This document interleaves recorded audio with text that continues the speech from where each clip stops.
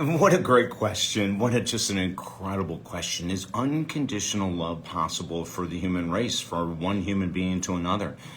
And I'm going to be talking initially about romantic unconditional love. Do you think it's possible? Do you think it's possible for people to love each other unconditionally? Is that even possible without it turning into codependency?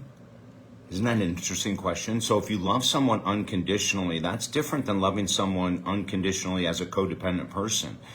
So you may be an unconditional lover that you think you are, and yet if you're with someone who's an addict, or you're with someone who is an emotional spender, which of course is part of addiction, if you're with someone who puts other people down, if you're with someone who doesn't have the same belief systems that you have, if you're with, well, we have to sort of take a look at what's going on here, right?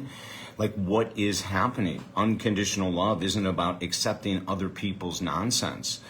People say, well, I love him unconditionally. So even though that, he's beaten me, or even though, he goes on these drunk tirades, or even though she goes on these spending sprees that hurt us financially, or even though he isolates, or even though she shuts down, or even though, I love them unconditionally. But to me, that's codependency love.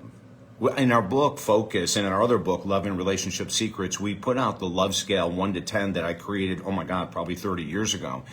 And in there, we talk about unconditional love being number 10 and how outrageously rare it is in the human race for two people to romantically love themselves or love each other unconditionally without it turning into codependency.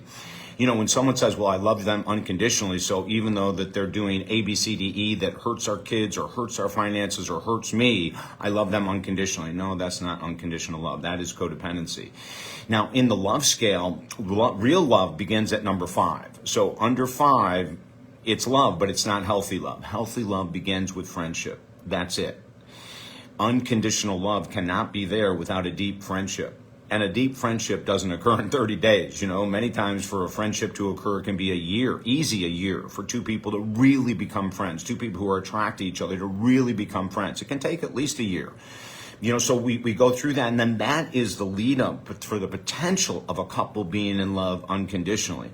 Now, I'm going to say something that people go, well, of course you would say that, David. But in all honesty, my mom and dad were married 71 years. They've died just a few years ago.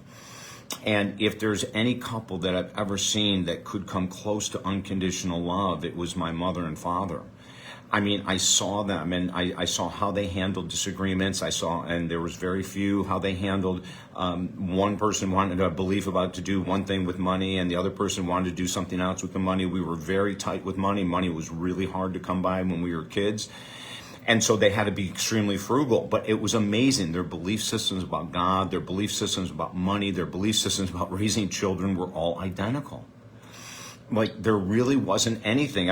Until they had kids, they were big dancers. They were the swing and all these different things that they were doing back in the 40s and 50s. They were huge into the world of dancing, which I thought was so cute to know my dad, a CPA, an accountant, was into dancing, and I thought that was just adorable. But that's that couple, and I know there are others, it's not just my parents, but they're the ones that I saw that I could say, this is the closest to unconditional love I've ever seen.